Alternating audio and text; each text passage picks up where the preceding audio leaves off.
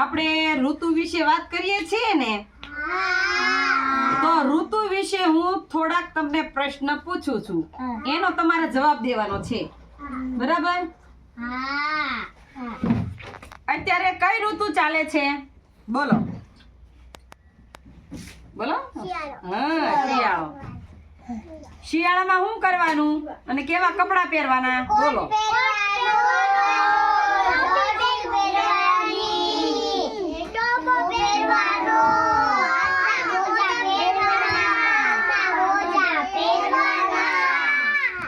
પછી ગરમ કપડા પહેરવાના.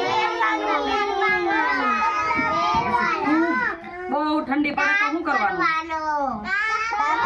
આમ તાપવાનું. જો અહીંયા છે ને તાપ કરવાનો, પછી આવી રીતે આમ તાપવાનું, પછી આમ કરવાનું, પછી આમ કરવાનું, પછી આમ કરવાનું, પછી આમ કરવાનું, આમ કરવાનું, હે ને? તો શિયાળામાં તાપણું કરવાનું, બરાબર ને? હવે શિયાળા પછી કઈ ઋતુ આવશે? બોલો. ઉનાળો. ઉનાળામાં શું કરવાનું?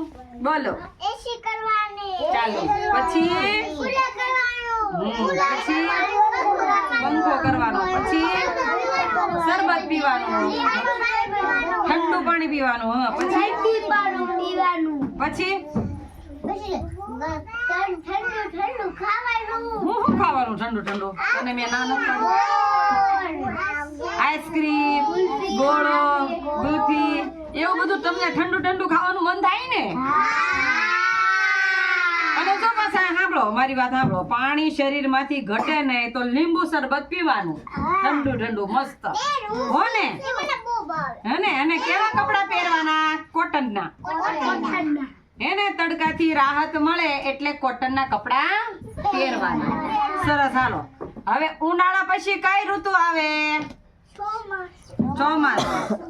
ચોમાસું આવે ને? તો ચોમાસામાં શું કરવાનું? બોલો. લ્યો. વરસાદ આવે, પછી વીજળી થાય, પછી પવન આવે, પછી બોલો. હા, પછી કેવા કપડા પહેરવાના ચોમાસામાં? છત્રી ઓઢવાની, રેનકોટ પહેરવાનો. વાવાઝોડું આવે,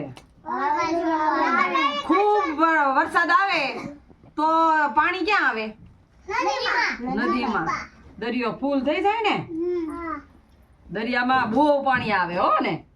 પછી આપણી નદીમાં કેટલું પાણી આવેલું જાય છે. ઈ શું કરવા આવ્યું ખબર છે? વરસાદ ફૂલ પડ્યો હતો ને એટલે આપણી નદીમાં પાણી આવ્યું. અને સાંભળો, હવે વરસાદ ની આરે વાવાઝોડું આવે, ખબર છે? તો શું કરવાનું? બોલો. વાવાઝોડું આવે તો શું કરવાનું? જયરાજ, બહાર નહીં નીકળવાનું.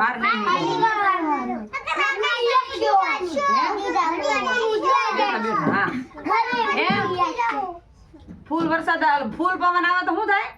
ઉડી જાય. આકાશમાં ઉડી જાય. હા, તારી કી હો ભાઈ. તો તમને ખબર પડી ગઈ ને 3 ઋતુ વિશે? બહુ ડાયા.